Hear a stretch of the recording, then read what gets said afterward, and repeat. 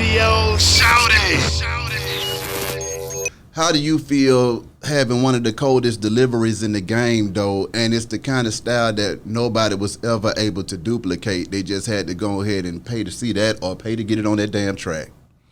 Man, I didn't like my rap voice for a long time. So I think rapping fast was even a slight cover for my insecurity about my rap voice. Why did you have such a damn insecurity about your rap voice? Just didn't like my little kid ass voice. Yeah. Too little. And it never turned into nothing else. I just knew when I got about 17 or 18 that it was gonna bass up a little bit like that. Shit didn't happen. I stayed rapping like an angry little kid for my whole life. Oh man, I feel that too, because it was the same thing on radio. When I first got on the radio, you hear yourself back and you thinking to yourself, I sound whack as hell, and is anybody gonna respect my voice at all out here in these streets? And then after a while, you just embrace it and you just give them the best you can. So now, when it comes to Chicago, what was the chemistry like between you and Kanye with both of y'all having that Chicago background? It was dope. You know, I knew his beats and music was more along a hip hop vibe, and I knew that mine was more along a street vibe. But I've always been good with meshing sounds together, so I knew what to do when I heard his music. And I think any rapper would hear his music and kind of catch a vibe and know what to do and realize that they being blessed with some new sound. So it was pretty easy to mesh in with what Ye was doing. Out of all of the artists that you got a chance to collab with, what do you feel was your best session, and who do you feel like really gave you a run for money on that song, going back and forth with them? On a song going back and forth? Man, that's a good one. Nobody. Yeah, I don't know. Like, but as far as a session that I really liked a lot, it's a bunch of them. But just bringing one up out the blue, when I recorded Lavish with Pharrell. Okay. That's when I saw some genius shit that was fucking scary.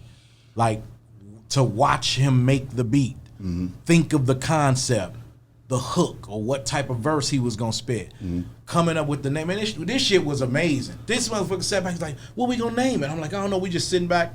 It took about 2 seconds, he said, Lavish. Man, when I tell you this session was where I felt like I saw genius happening in my face like that. Yeah. So when I do interviews, I always give Pharrell a whole lot of respect, because him and Timbaland, Timbaland used to slap the headphones on and dance for about 3 minutes, moving his hands like this, and then take the headphones off, and it sounded like a beat that took 3 years to make. My God. 10 minutes, less than that sometimes. You put the headphones on, make the beat so you can't hear it. Him slapping the keys is all you hearing. Take the headphone off and you hear some magic. Can you keep up with Busta Rhymes, that song right there? What was that like, y'all putting the fast flow together?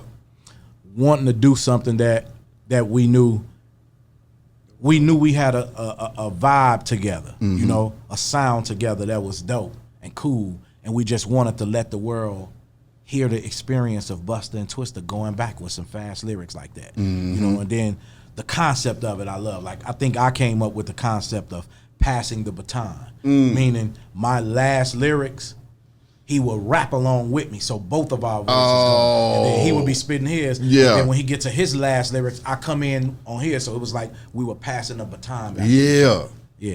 Smoked out with 3-6 Mafia, man.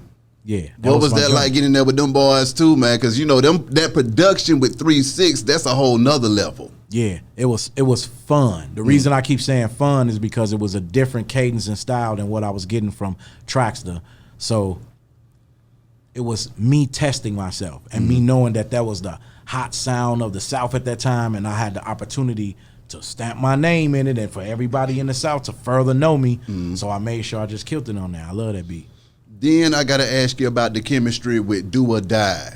When y'all boys get together, y'all always raise hell. So explain to me, when you get with Do or Die, why do y'all just always have to take it to a whole nother level every time? It's them, those guys. You know, they got that old soul. And so when they hear certain beats and certain music, it's just got a feel to it. Like it can attract a young person and an older person. Every time they do music, that's the thing I get, is like it's generational. You can have a father and a son both grooving to it, a daughter and a mother both grooving to it. People can be 20, 30 years apart, and you'll see them kids jamming to it, and you'll see them older folks jamming to it. So I can dig it.